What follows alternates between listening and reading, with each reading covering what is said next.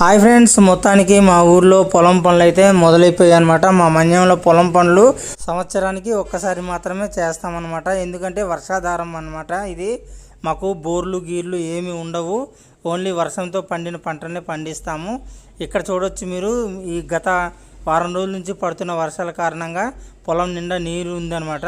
So ఇలా ఉన్నప్పుడు మాత్రమే ఉనిస్తే పొలం బాగా పండుతుందని మా నమ్మకం అన్నమాట. సో మీరు కూడా పొలం పనులు చేసేటప్పుడు ఇలాగే చేస్తారా లేదా కామెంట్ చేసేయండి. మేము పొలం పనులకు వచ్చినప్పుడు ఏమైందో చూసారా, వర్షం పడిందన్నమాట. చూడొచ్చు మీరు, మేము వర్షం పడినప్పుడు గొడుగుల కిందకి వెళ్ళిపోయాము. మా పూర్వీకులు అయితే గిడుగులు అని తయారు చేసుకునేవారు అడ్డాకులతో. ఇప్పుడైతే ప్లాస్టిక్ కవర్లు గొడుగులు వస్తున్నాయి అన్నమాట.